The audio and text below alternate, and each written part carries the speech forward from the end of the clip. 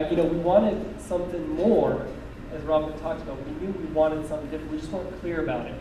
So we were always in between, like I said, that purgatory and where we're comfortable, where we like to be. And I remember one point, we just made a decision, you know what, and I remember having a conversation with Dan. We're going to go travel. That's what matters most to us. We're going to go travel for a year. We're going to be the mobile globals. And so we got up and just decided for a year, rented our house out, literally sold everything.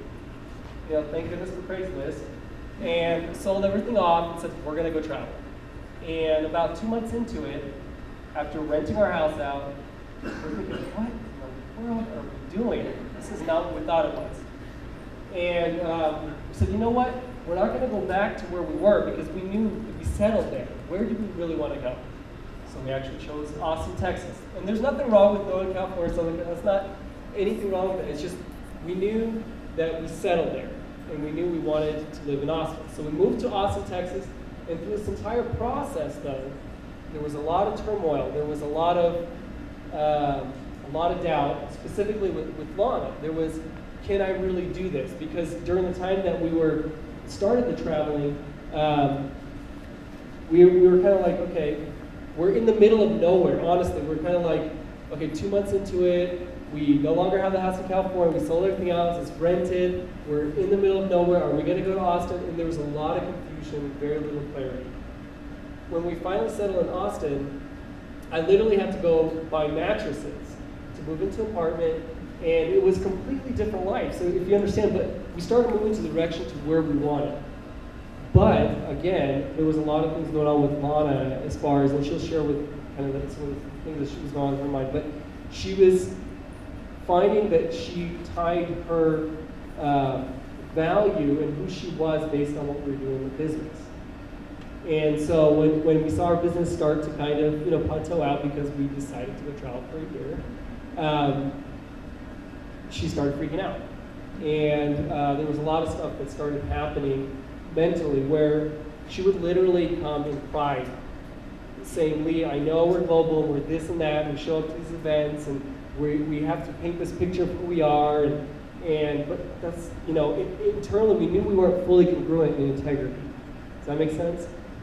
And I know some in there, because we've been there, some are sitting there feeling like, that's where I'm at. I know that maybe I'm this rank, but I don't feel full 100% integrity. And that's when Lana pretty much said, you know what, I'm either going to do this or I'm not.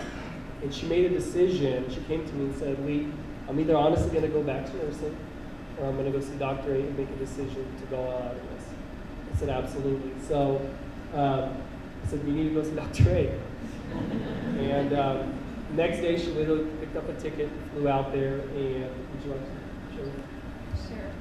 And as Lee talked about just earlier, that and just to share my side of the story is something about turning 30 for me. I realized I was not a young woman anymore. To me, 30 was not young. You can say whatever you want, but I was still like, I'm young, I have time to kind of, this is awesome, like, yeah, it was not, I've never actually done anything, I can just be really honest, I've never done anything professionally in my life. College was not that hard. Being a nurse was actually so easy, easy as in, I could do it. It was physically challenging and emotionally draining, but I could do it, and hey, everybody said I was great at it. This is one thing, Take Shape for Life was one of those things where I would just come 90% of the way, and there was something missing. And for the longest time, I kind of resisted kind of finding out what that was all about. And something that, about our move, it actually kind of, in turning 30, had woken me up. And I started really looking at myself and looking at my life, and everything was about this huge, everything was about Take Shape for Life. Everything was, the next person we're going to sign up, and,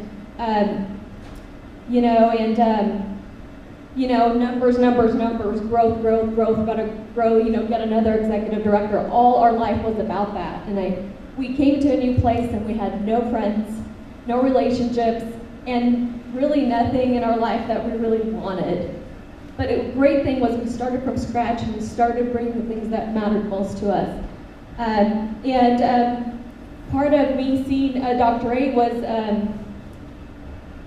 really making sure that I just did not want to go on for another 6, 7 years and not really doing it at the level that that I knew I could, and that I knew there was something missing. So I didn't want to leave anything to chance. I didn't want to wake up at 35 or 37 kind of be in the same boat. And I kind of actually did that with all my life. You know, I remember having a 2-year-old and being really irritated when she, you know, would interrupt me as I tried to work. And I remember that I had to, you know, constantly chose not to spend time with any friends and developing relationships because I was building my business.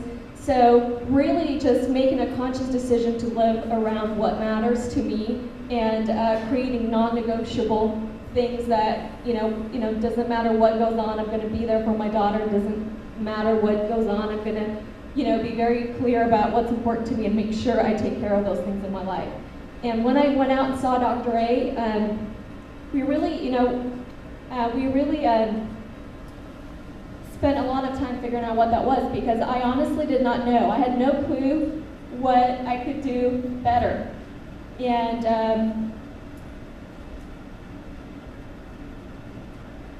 I knew there was another level, but I just had no idea what that was.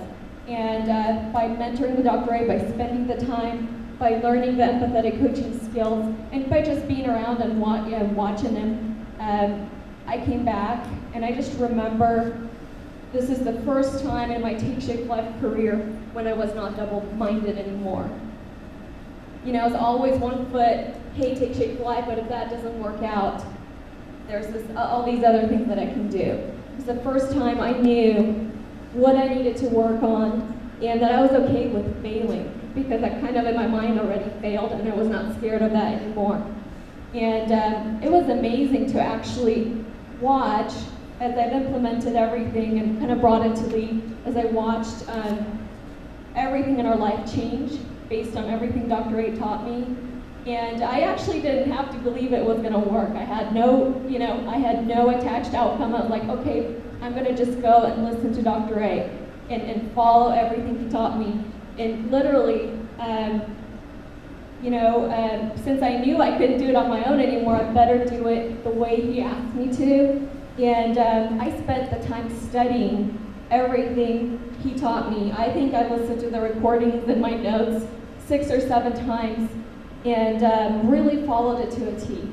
And it was amazing to watch how things have changed, and really how much easier everything has gotten, how much more I started enjoying my life. And it actually is easier to do it at that level than do it at 90%. Psychologically, it's easier, it's a lot more fun. And what Robert talked about, having more energy at the end of the day, this is exactly what we're experiencing. So one of the best things that we've ever done was really what I call is for me deciding to be a professional and really getting the discipline to find out what I needed to work on to really go all the way.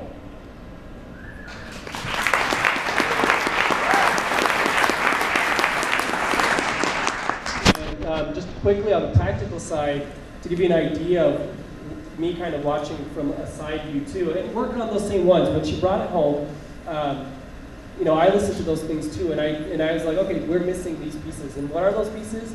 Those pieces were empathetic coaching. Also, what we realized is we said, okay, let's listen to how we actually talk to our coaches.